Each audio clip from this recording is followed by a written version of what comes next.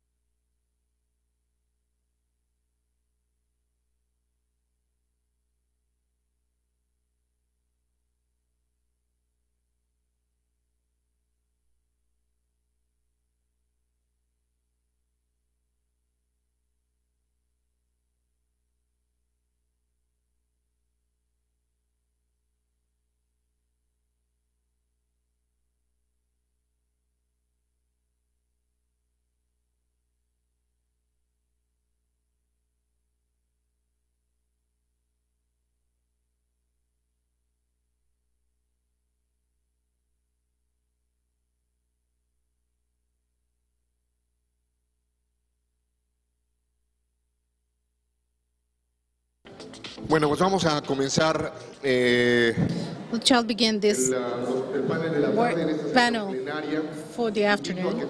And I would like to invite all the attendees to take your seats. Please, I would like to tell the ladies in the front door to invite the rest of the participants to enter the saloon. Al auditorio. Panel de cierre, conectividad digital para el desarrollo de América Latina. Digital activities for the development of Latin America, and I would like to invite Mayra Arevish, President of ETEXA, Blanca Cotto, Superintendent from CIGET, the representative from ECITEL, Bruno Ramos, General Director of the Latin American section of the ITU, Enrique Medina Malo, Head of Policy from Telephonic Services, and Alan Rees, Executive Director of Comtelca. And of course,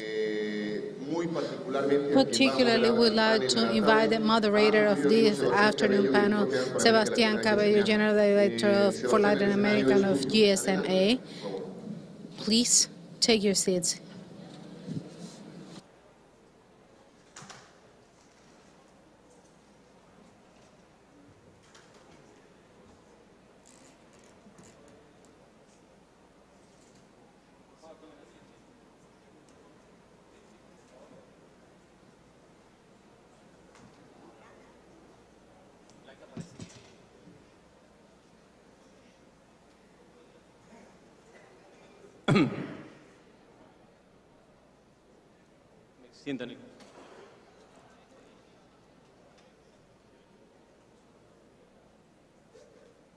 Bueno, buenas tardes. Y este es la sesión final del día. Vamos a terminar hoy a las 5. Good afternoon. We are planning to finish this afternoon session at 5.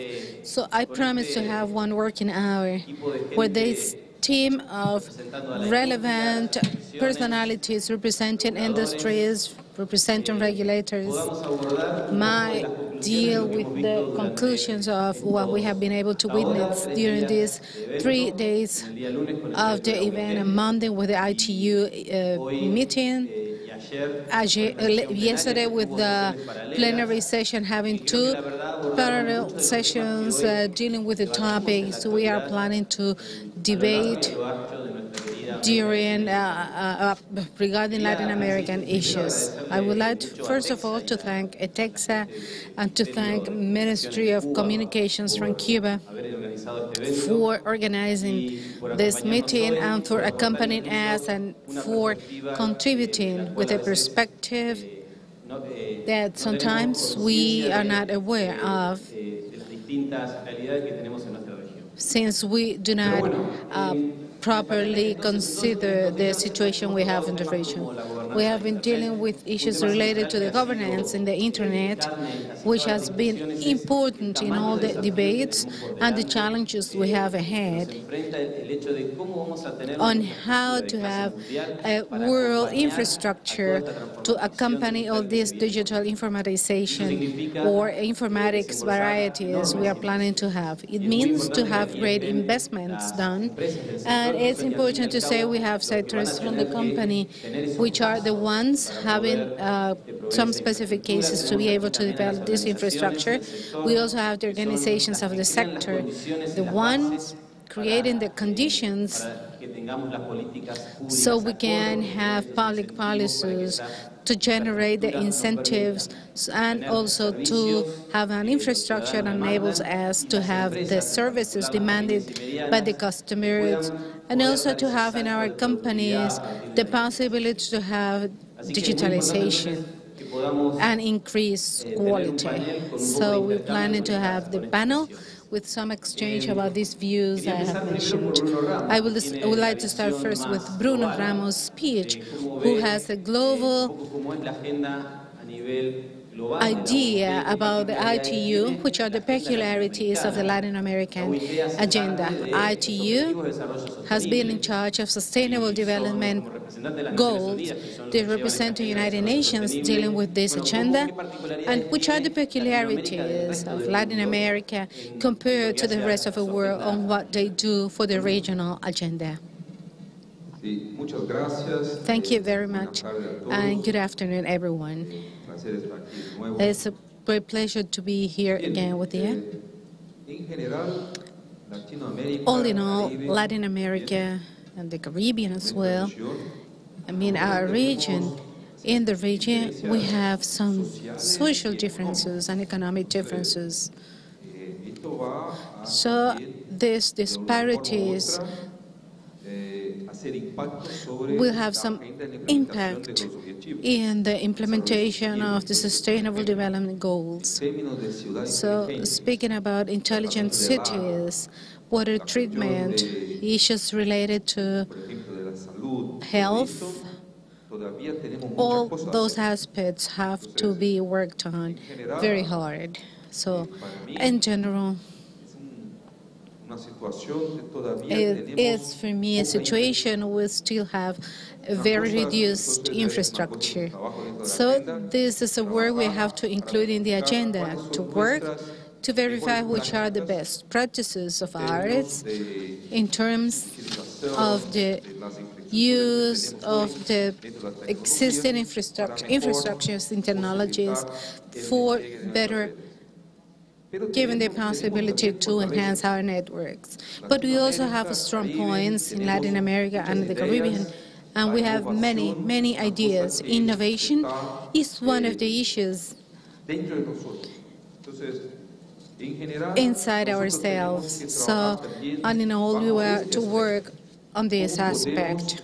We have to analyze how to work in this innovation strength we have, even if we don't have an infrastructure chain, for instance, strong industries we don't have.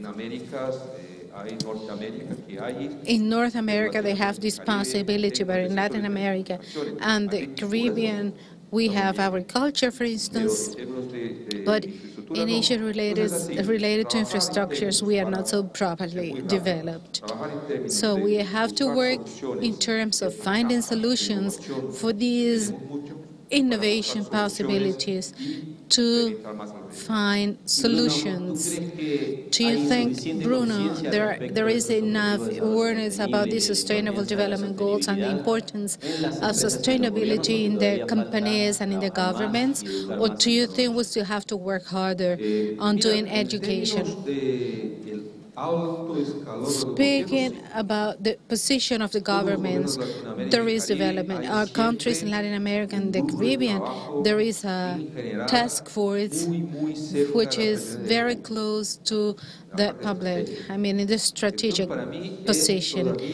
But for me, it is necessary to go from top to bottom, because the implementation should have a strategy, high-level strategy. But we are implementing only when we go to municipalities, when we go, for instance, to the lower structure of public organization. We still need to work harder in doing promotion. I have had different meetings with different levels of the government, and there is also a task force doing work with verifiers, the monitoring, but in general, the departments, the municipalities has not access to those possibilities. Thing I believe that I believe we have to think about is that we speak a lot about telecommunications. This is our sector. We are experts on talking about telecommunications, but here everyone represents telecommunications. So it's important to take this telecommunication thinking to health congresses, to transportation congresses, to congresses dealing with the informatics. In Cuba, they have a very intelligent and smart thing. They have an informatics fair trying to include different layers, including different sectors, totally different sectors. This is something we have to work on. So you consider a peculiar thing of great importance is to work not only with telecommunication sectors, but also including some other vertical sectors. So you were talking as well about the sustainable development goals and about the social responsibility on developing telephonic services. And I would like to know if Enrique is able to speak about they face this new reality, how they internally work to deal with all topics of social responsibility.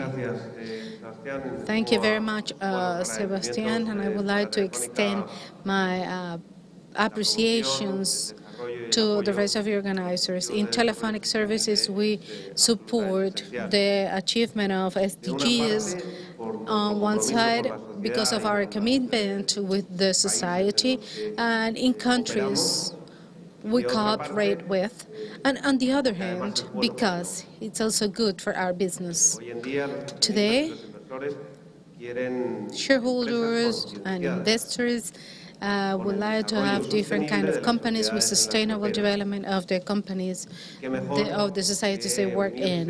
And the best solution is to join in an initiative as the one from the United Nations and to support development and implementation of the SDGs. Those are purposes that are like other topics we have been dealing with. Like the governance of the Internet cannot be achieved without the participation of all society. The SDGs are not purposes to be achieved only by governments. Those goals need to be achieved with a partnership in society. I mean, working together with the participation of governments, with the participation of economic structures and companies from different countries. As Bruno said before, we have to work to create this awareness in society, in the civil society, and to make all citizens participate, and also to attract the academy. It means that the organizations in the companies, like the case of the telephonic companies, more and more, and those who have been able to follow our institutional work, our public affairs issues, can see that that includes sustainability, that includes reputation. I mean, under different names, those working teams and those departments assess the need to include, to put together everyone in the achievement of the sustainable development goals. And of course, telephonic services companies have been working, as Bruno said, from the top to the bottom, starting with the CEOs, with the members of the corporation and taking that necessary participation to all representatives from the countries where we work, the countries in Europe and the 14 countries in Latin America. So those are different things we are seeing today. Sustainability agenda is something we have to do. In Latin America, we always have this social consciousness, but we have to include this as the main part of the goals of the companies, and we have to achieve that sustainability. And it takes, of course, they know about this. They know about things to be able to reduce that gap. We have different programs in Cuba led to achieve children. And I would like to ask Mayra, how are you working to reduce that digital gap you still have? First, I would like to thank all participants in this Congress. It has been for us a great pleasure to see that the main purpose have been to represent the welfare of the population, the training, the education of the population, and how this becomes one of the main purposes and how this turns into development. Those are the main goals I have been able to see during these days. I would like to thank Bruno for all the topics that the ITU have been dealing with in this meeting, and also because he included the topics related to rural areas development, which is a commitment for all operators and providers of the region. We are linked and we are committed to keep development in those rural areas, since people live there and they have the right to enjoy these possibilities. In these issues related to digital gap, we are also doing some hard work. We started years ago. Our company was created 24 years ago.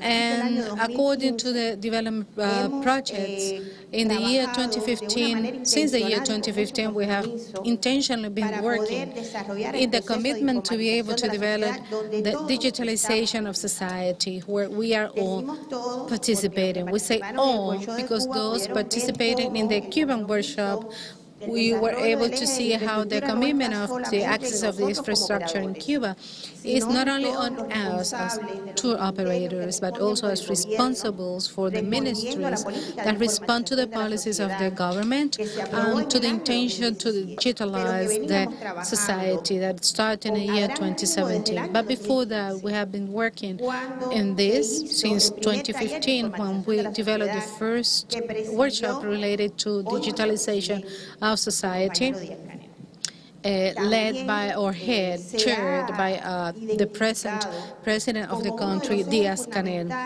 This is one of the main pillars for the economic model in Cuba, and that includes the development of technologies and infrastructure of telecommunications, since this is an across access that contributes to take into practical and real terms all these issues we have been analyzing. We have a broadband plan designed by the government, by the company, by the ministry, and we have a 5-year development plan. We are working today considering all purposes and indicators that for countries with similar conditions to ours can be doing these kind of plans and programs. In the last years, we have had a developing rhythm, which is going faster in developing mobile technologies. We have today 5.2 clients. If we compare that to other countries, we see there is a telephone density of 45% in mobile, but the growing rhythm have been 20% in the last years. And in this broadband plan, we have been really making great progress, considering the mobile technologies as the easiest modality to be able to offer these internet services. Now we are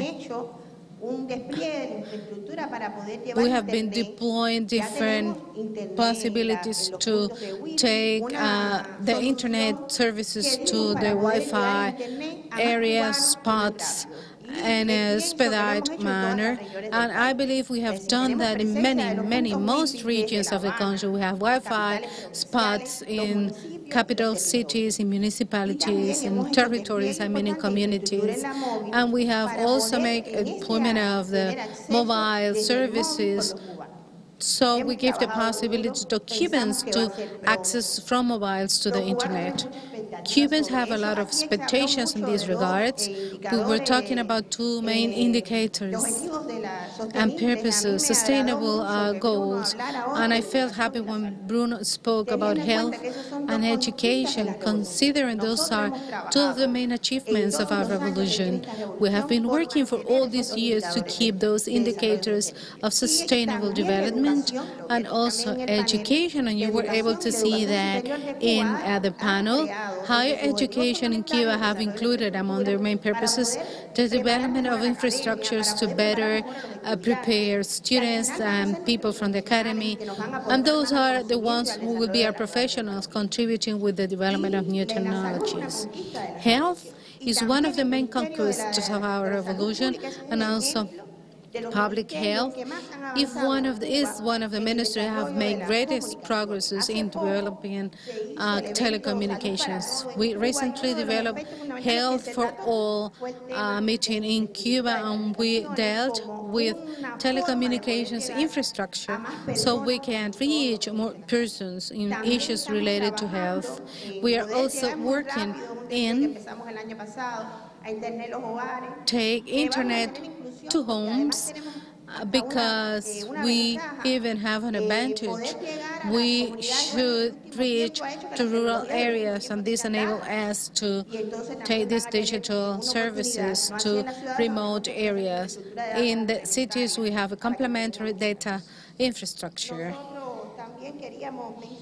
We would like to mention as well that the deployment of infrastructure is going to enable us to have greater penetration in the services for Cubans. We shall work in different networks, included in the broadband plans, to be able to reduce this digital gap. The wireless possibilities will give us the chance to have more access, and we shall be speaking about some other penetration infrastructure in Cuba, and we all have great hope because we have been working on this. Yesterday you were able to see that there is a content of in the networks. We have the intention to create Cuban content to contribute with the development of Cubans. Excellent, Mayra, and no doubt that we should focus on different barriers that are part of this digital gap. In the CLT 3 years ago in Cancun, we make a proposal of white people having this coverture services were not connected. And Mayra was clarifying this is because there is a lack of content, adequate and proper content. And the prices also influence, but this is not the main topic. But the elements of content are more relevant today. And in Cuba, they are including education and health in those topics, in these wireless communications. They are doing so. But I would like to go to the other side of the room, but we have a regulator, and then to go to the two organizations, regional organizations, to see how they find this context. I would like to approach Contreras for him to tell us how Mexico is preparing for the 5G, which elements they are considering, since they are analyzing the spectrum, and which are the issues related to infrastructure. For us, it's important to know how new generations shall be dealing with this. We know Mexico is going to be one of the leaders, perhaps one of the extensions we shall see in the region will be Mexico. Commissioner, please. Thank you. It's a pleasure to share with you. Undoubtedly, and we said it long ago, that the demand was exponential. There is much more demand for data. Of course, this will entail strong investments of network capacity and will mean not only access but also the quality for the next generation. Today, right now, we're seeing with all the services, we want it in every time, in every place, and of course, this means a very important structure. So what must we do to turn this into a reality? Of course, to lower barriers. Bruno said it, there is a good understanding among the state and federal governments. But then when you go to the local, when you go to the bases, to the municipalities and so forth, there is where they find the main tasks to cost ideas and so forth. We must decrease the tasks. Regarding the capacity required, there will be many aspects in this. And the spectrum which is necessary in the market should be used for these services. We talk about bands. There are others. We have to do it in the extent in which it is possible together. All we can use the organization precisely because we must, of course, use the devices. We must generate conditions in each investment. There is an intensive capital. Many investments are to be made. Who will make them if they're not willing? Of course, if I go to a legal framework, there should be a return to that investment. What we know as 5G will require a full new ecosystem. We're already talking about it. We have been talking about network. We have talking about many things, content, services. But for instance, there is something great, and it has to do with the E6 protocol. Estimates for 2025, communications will be. This is a great challenge which we have ahead. And regarding to the spectrum, we must have devices. It is a very complex structure, and we have to get ready to tackle this demand, which is already next door. Excellent. It was a great panorama overview of all the topics which we have broached on, spectral antenna investments. These subjects are only part of CETEL agenda, and as of the mandate of the new secretary, the private-public has been included much more, and it follows the spirit. We used to have regulators that met and did not want the private sector to participate, or the companies. On the other hand, the private sector met on their own, and we have found more meaning in those of us who have that experience. We're meeting in a week where we have different formats. We have our own sessions, but at the same time, what enriches us the most is the exchange. How from CETEL are you looking at this transformation which we have ahead? CETEL has a committee, CP2, looking after the spectrum, but how you see all this infrastructure needs, and what can we do at the federal level and bring it down to the local base. Thank you, Sebastian. It is important to underline what we have mentioned about the changes that have taken place inside CETEL. To be able to make progress, we have to work together. And with the vision that in the past, it was symbolically an administration, but now, how in the last assembly in Buenos Aires, fundamental bases were outlined, and our associated members are submitting projects of resolutions and decisions because the voice is different from what had been happening in the past. It is important to strengthen this communication. It's to work together to accomplish that progress. I have the possibility, neutral possibility, to revise the company in some of the countries, as we do with private associates. A great effort has been made. Important progress has been accomplished in the region, concentrating on connectivity. However, there are a series of issues which are there hampering our work to be able to implement it. We have to take this to local level. Many of guidelines and policy must be adjusted.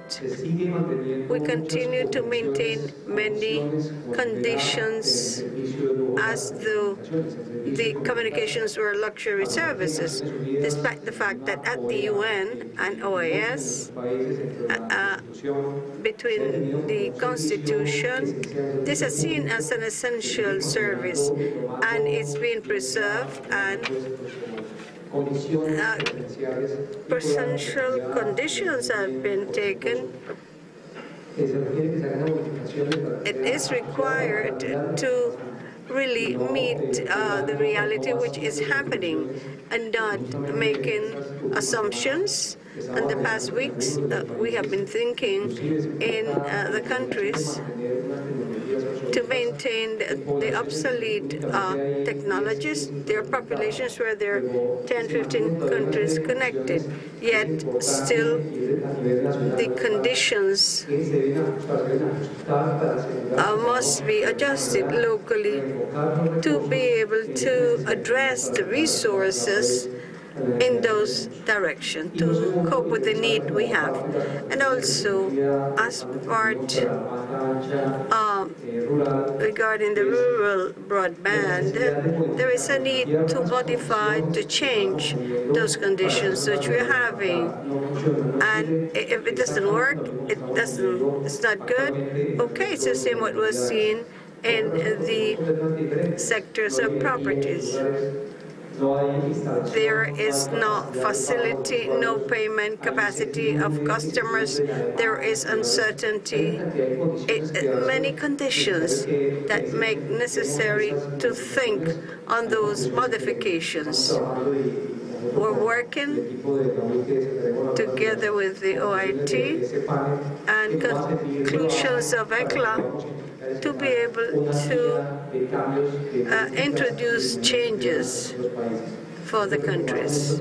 With, of course, we have support at the cost, and we should have the conditions for the countries. Uno puede recoger este aspecto crítico. CCP1 should pick up this critical issue. Another topic of vital importance that the region is facing is the electoral. You know that after the elections in Chile last November, up to November 2019, 14 countries will be changing presidents, and this may turn over the public policy. That is why it's important that the institutions of the sector may provide a framework of stability, an environment of change of authorities to accommodate them, and then to integrate a regional agenda. CONTELCA has those challenges ahead, and we have the Executive Secretary of CONTELCA facing changes in the country and new regulators, and I want to know how you are accommodating your agenda regarding the global reality. You couldn't think globally, but you have to act locally for an intergovernmental agenda. What do you have as a priority, and what will happen?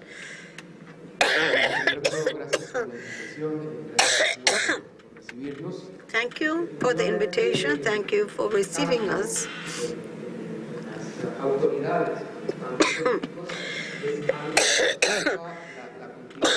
The change of political positions is fundamental. Some of these changes of the same political trend are important. Those changes are important for the regulators. And the vision is that they see things with the same structure.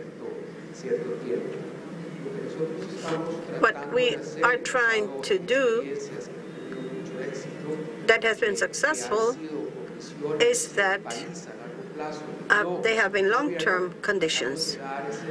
And we want to convey that message, and we try to make a change for the new directors of CONTECA, the regulators, and the people of Senate. Whenever we have a change, those people should know the institutionality and the international framework means that we have grown. Mexico as a country of this year, the experience has been great and a change of information. This makes this process, the challenges which we have ahead are great. Each country has a different vision and norm, and our task is to use that. However, in some cases, there are legal issues that come out of our hands because they go to the Congresses. And in that, we're also trying to cooperate. Somehow, they record the importance to understand better when proposing the changes. On the other hand, we have new actors, important. For instance, ACIEL, ANE from Colombia, CONTEL, many organizations involved. CONTELCA is similar to OIP, a committee for development, and a committee of communication. It's a joint work, rather. And, for instance, we have been associating with some committees, the CLT18, for instance, many organizations have participated in those committees. So many parts are involved, the regulators, the presence of ICT. In August, we had an important meeting with IST. We're going, the team of standardization will be there. Important to get together.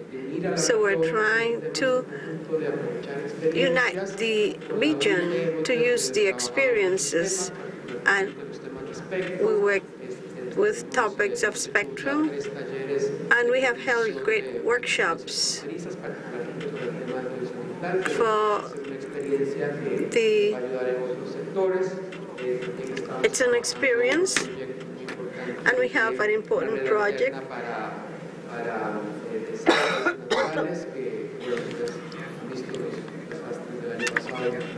you were able to see last year's disasters. So it has been very hard. Basically, this is more or less what we're doing. Les recuerdo que tenemos disponible el sistema de preguntas. I remind you that we have the questions of You can make questions, please enter the page and place your questions. We have talked a lot about digital economy and the changes, constant changes in digital economy. This means that all organizations must adapt. We are seeing how intergovernmental organizations must adapt to this new process and understand it. We have Gabriel Contreras with the pro tempore presidency of Hotel, and I would like him to tell us what are the key issues in the agenda of regulators. They are addressing the different challenges in the region. Thank you, Sebastian. Though we are so close neighbors, we have different visions. It's like talking about regulatory aspects. In the region, we have different legal frameworks, and I believe that we have made progress in the fact that we agree that we have to move in the same way, and we need to harmonize whatever mechanisms that are in place. We all agree that we have to attract investments, and there are basic issues that allow us to move in the same way. I think this type of discussion is very useful. We all share, unfortunately or fortunately, the same challenges. We are connecting increasingly more, but for what purpose? Generally, to get information, for social networks, or for entertainment. We are not we're not taking advantage of all the services that the telecommunication can provide. We were talking about health and education. There are business models that have proven that some apps can improve our businesses. And as Sebastian said, this is also business. It's not that you use a platform against your wish. You can exploit different aspects for public services, for trade, for productivity, and we have the challenge of adding value or adding apps that will benefit our activities. My position compels me to ask you, how do you see the situation in the region? Do you think we have to encourage new sectors? Regulators have a mandate to regulate, of course, to say how things should be done, or to establish fines. Do you think that we need different models? We need more of the carrots than the stick? We need more incentives so that we can cover areas that have not been covered. There is more work to do, but based on incentives and not regulations. You may not talk about Mexico. You can talk in general terms. Do you think there is this awareness? Well, to have an efficient regulation, you need a punitive system, you need sanctions, but you also need incentives. I think that the regulator has to regulate, but we have to ask questions like, why should we regulate? Not regulating is also regulating the decision. We have to be very careful when we are going to regulate about something we don't know, because we may stop development. We can hinder development.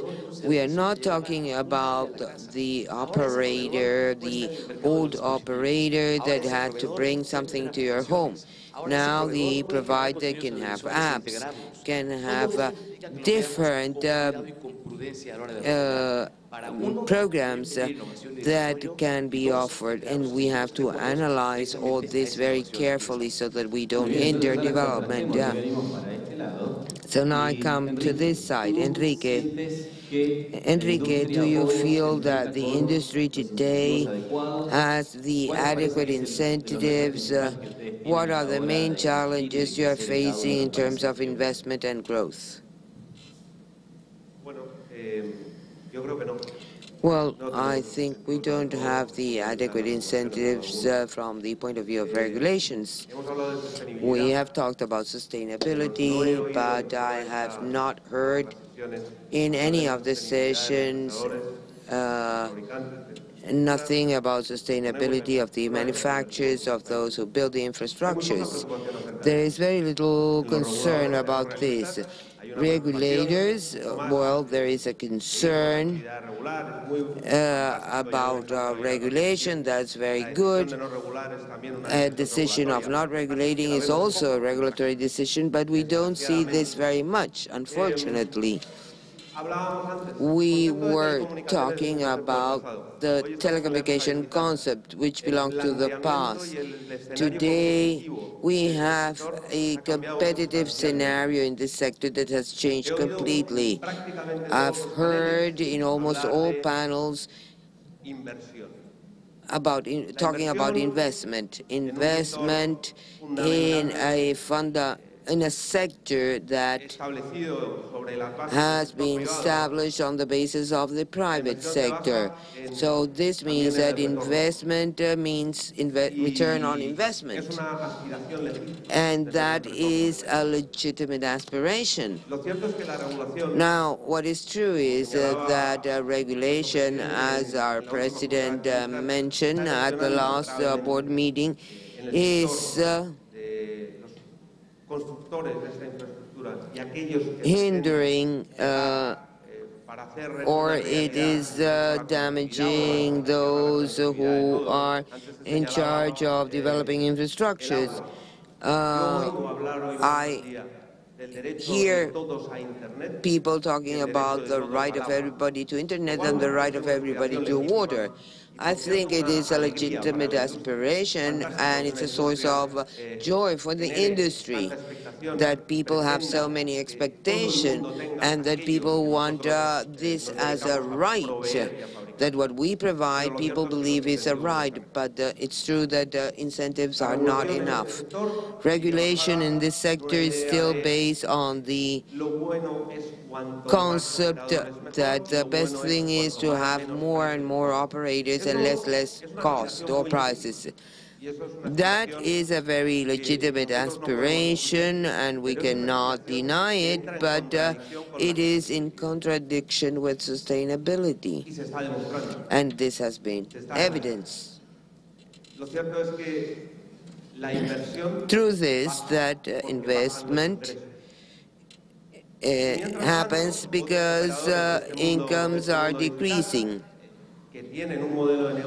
and those who have fantastic business models are increasing their incomes, but they are not investing on those communities and in those countries where they provide services. Therefore, they are not contributing with the tax, and they are not generating jobs. And if they generate jobs, it's not there, it's in other regions. We have been alerting on this for long now. We have always said the same thing. Please free ourselves from the regulation chain. Let us do things with more freedom. I think the response of regulators will be to do their job. I personally, and my company personally, believes that is not the most adequate solution. We would rather operate with more freedom, but the truth is that that possibility is not on the table, and it's not a realistic possibility for the future. And I want to ask you again, we have seen the news that there was a fusion, and I wanted to know, how do you see some of these global trends? If consolidation is a natural path in this industry, Same thing happens with the convergence of multi-platform services. We are going to see similar things in the region. In this Congress, we had a paper on the market structures and consolidation in Central America. In fact, Panama is adopting a law. How do you see this trend that Telefónica is also following with attention? Well, the situation of consolidation in Latin America is not promising. We have strong telecommunication groups that are operating in different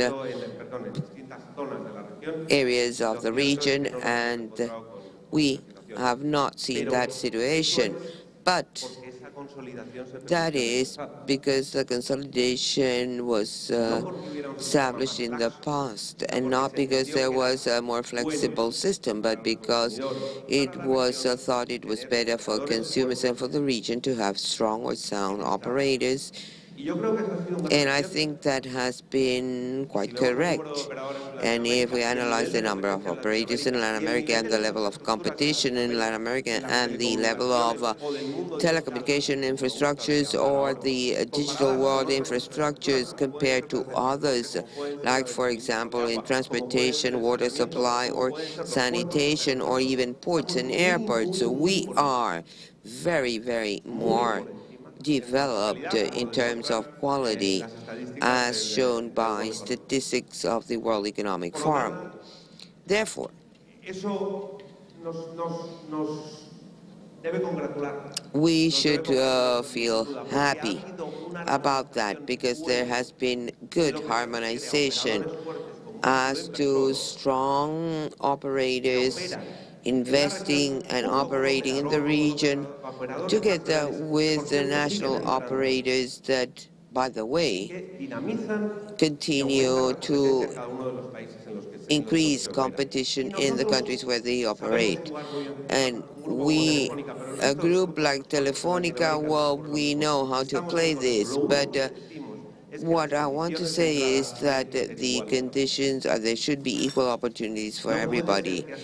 It can't happen that we have benefits or advantages for entering markets that are mature markets. The conditions for new operators are for markets where maturity shows that an operator cannot be blocked by others, as we are seeing in some countries.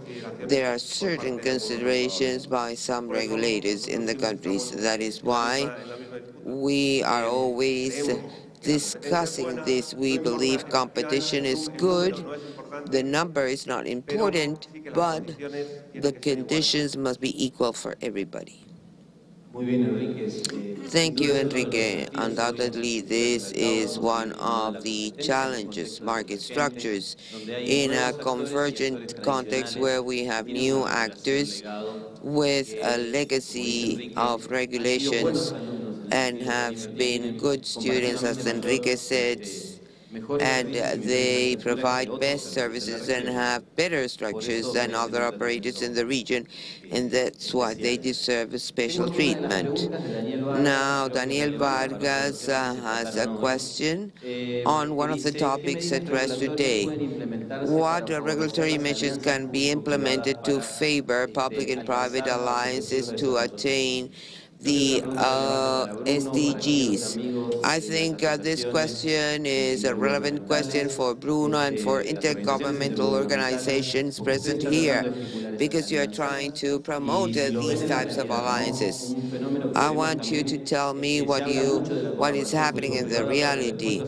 We talk a lot about cooperation, but we have very few examples. I don't know, Oscar or Bruno, who wants to answer the question? Thank you, Sebastian. I think here the problem is not about regulation. It is wanting to do things to create these alliances. In 2016, there was the General Assembly of the IAEA was held, and there was promotion for public-private alliance. so that the private sector together with governments could work in common projects. We have signed alliances with 5 private companies, and I think we have last week we were talking about progress made. These are projects aimed at education, like for example connecting it's a program for digital schools in the Caribbean in terms of education. What has happened with the industry? The industry has been eliminating jobs, and we need to prepare young people for the future, for the new needs in the market. So we are developing this initiative so that we can provide not only connectivity to schools, but we can adjust the curricula so that they can be trained and prepared for the future labor market. We are working on that. The industry is working with us, and we will be able to show good results that could be the basis for other initiatives. Bruno?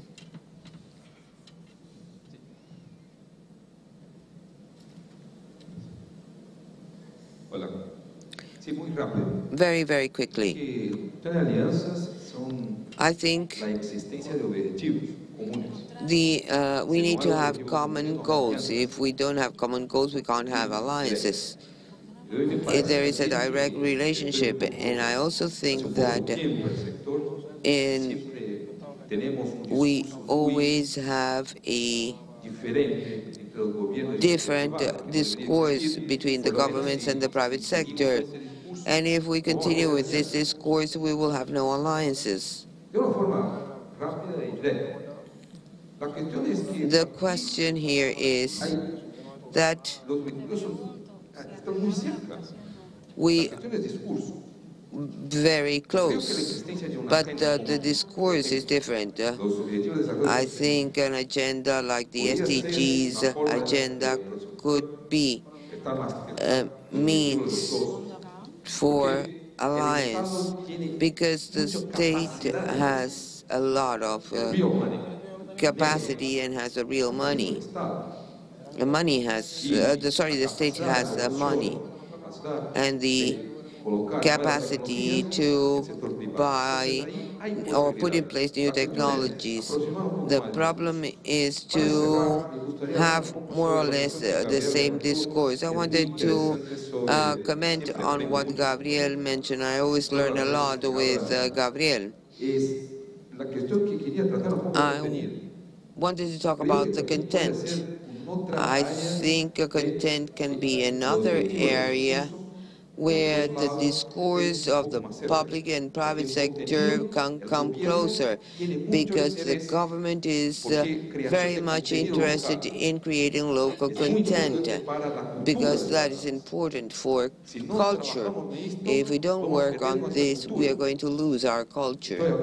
I'm talking about Latin America. We have an enormous capacity, and we have to work on the content, because that could be a great strategy for the government as well as for the companies. The more the content, more interest, more traffic, and we increase demand. So there are areas where I think we have to take into consideration the social aspect.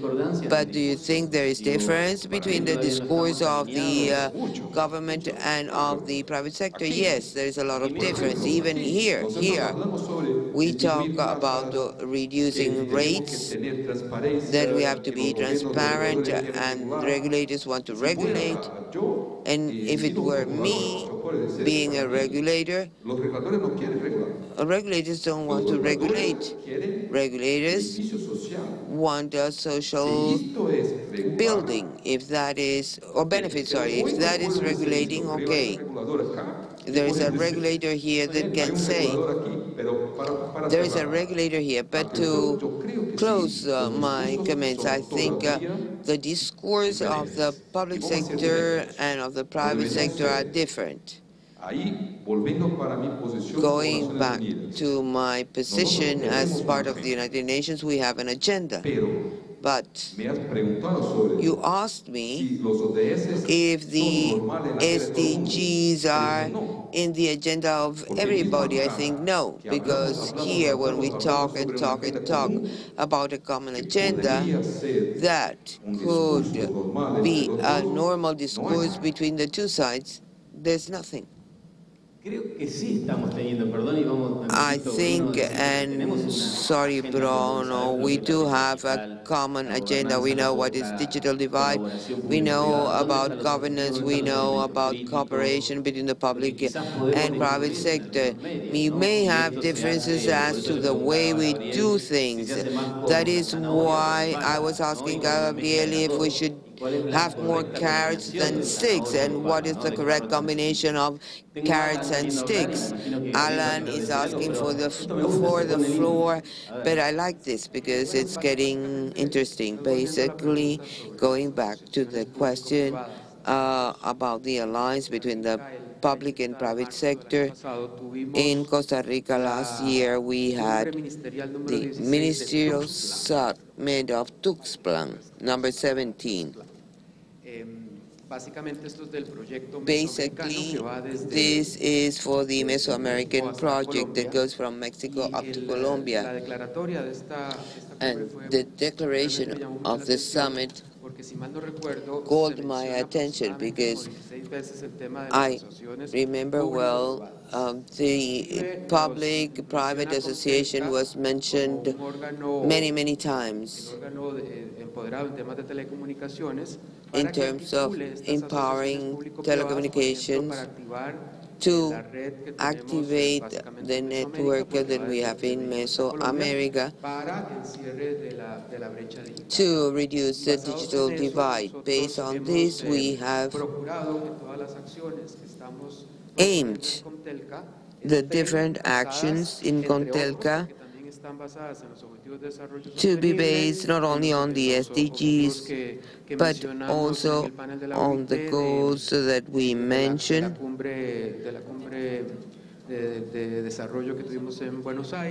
at the development summit we had in Buenos Aires and other things of the OECD that we believe are interesting. So, I think that from the perspective of what we are trying to do with the public and private sectors, we are, at least we are trying. All the presidents that attended the summit signed the agreement so that the different actions be implemented, because we have different goals like reducing hunger and many others. And this needs an association or partnership between the public and the private sector. One of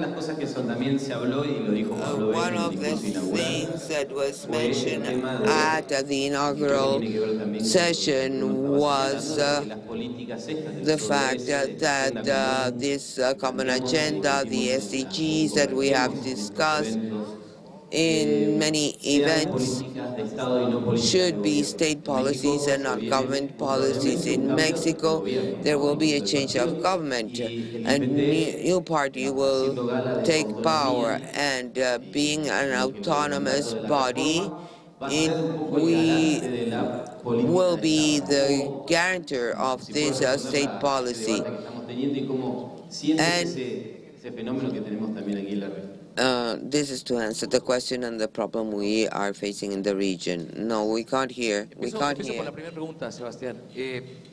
I'm going to start with the first question. When we talk about the need for strong investment and a legitimate return on investment, we're talking about the importance of generating a regulatory and institutional framework that will guarantee that return of investment.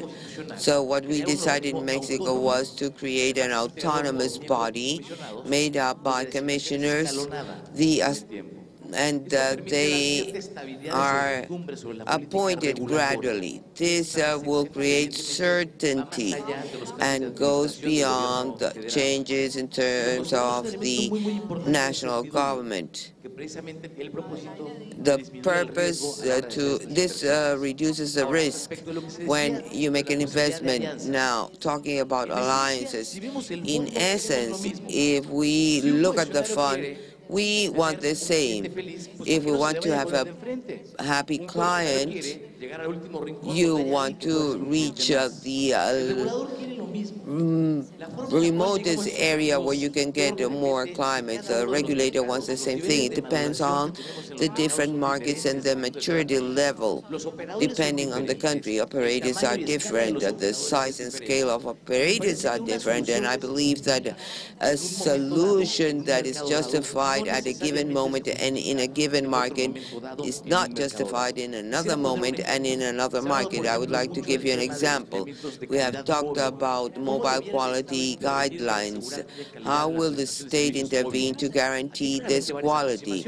There are several approaches here. Some believe that you can generate an automatic discount.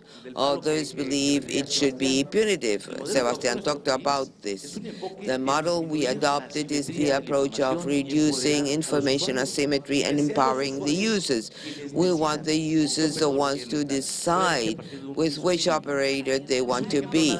This is just an example of how a solution in a particular market with a particular maturity level could be good, but could not be a recipe for other markets and other places. Thank you, Gabriel. I think it's good that we still have questions, but we need to stick to our schedule. So I will show you now a video that is related to what we are discussing in TLC.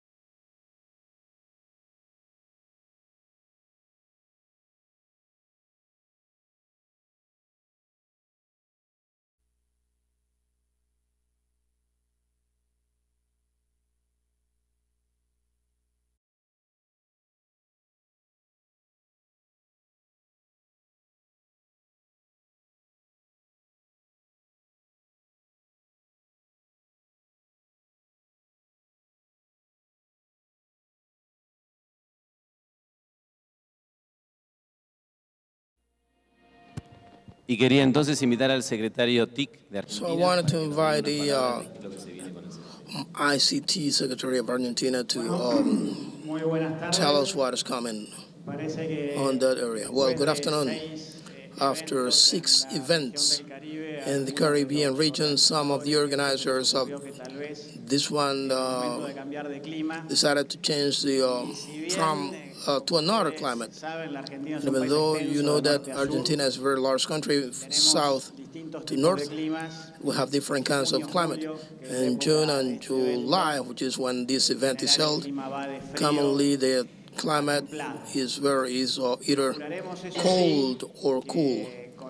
So we hope that with the warmth of our people, the hospitality of our people, and the assistance of our people, you would not miss at least the warmth of this region.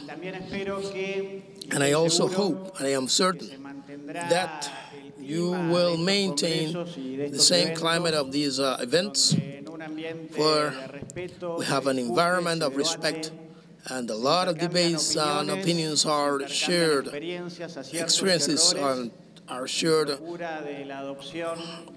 good things and mistakes are shared for the sake of public policies in the context and realities of each of our countries and societies, so that the digital gap is closed as quickly as possible and it can become a thing of the past, so we can face in a better position the challenges that the society's evolution entails. Without saying more, I would say that we are just waiting for you next year, those that are here, those that couldn't come, for the 7th edition of the Latin American Congress of Telecommunications. Thank you.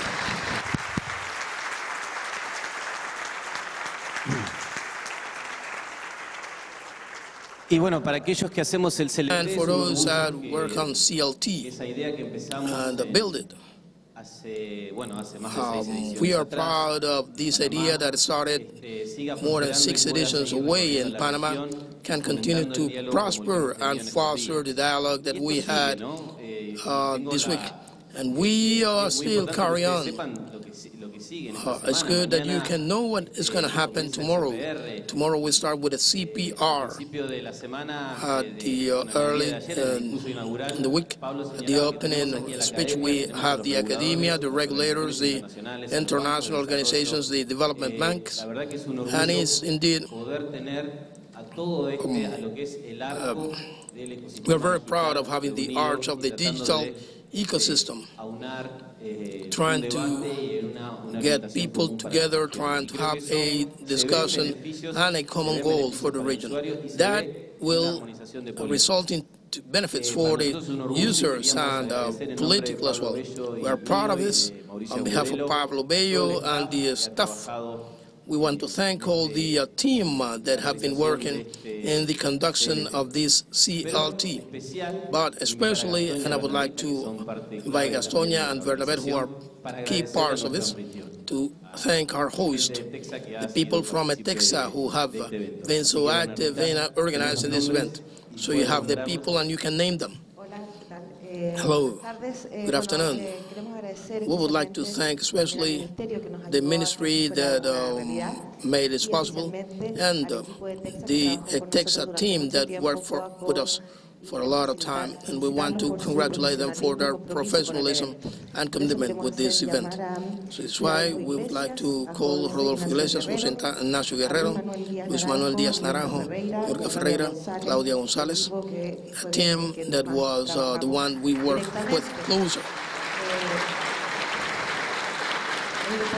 It's important also to acknowledge the rest of the technical staff, the logistics, all those hostess, and everyone that is in the backstage, which obviously contributed to the success of this event. Thank you.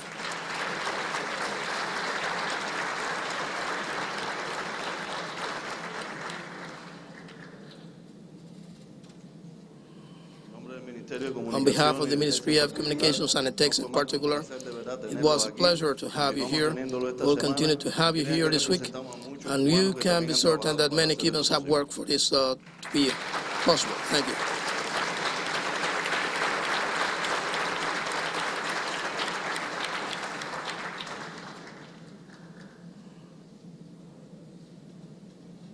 And now, in closing, I would like to invite Pablo Bello, Mauricio Budelo, so that we can have a group picture, a farewell picture.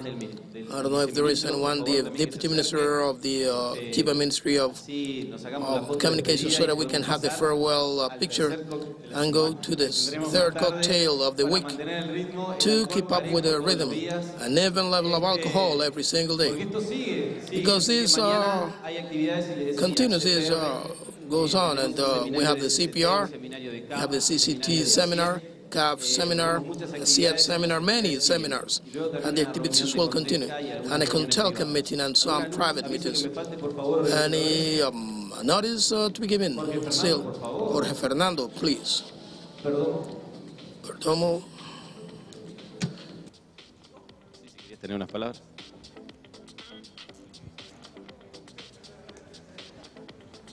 Bueno, buenas tardes. Well, good afternoon. We would like to thank once more all the organizers, CIED, CMA, ITU, and all the different institutions of Latin America which has given us the opportunity to organize this event. It has been days of great debate and discussions, very friendly conversations from all points of view, everyone exchanging, learning. We still have very good memories of these days in the area of telecom, of the big country, the big homeland of Latin America. And we want to say we'll meet again next year. The minister made a great presentation of what is going to be next year's event, and we wish you all the greatest success. I know that operators have their meetings tomorrow. The regional organizations will have their meetings on Friday. I was asking the organizers how many countries actually came here, and they said it was 30 countries attending this meeting. I asked how many participants and then guests, and they gave me the number of 367, and for me is a reason of pride, and that we as hosts were able to host you in Varadero, and we're given this privilege of attending to you. Congratulations, and we will see each other again in Buenos Aires next year.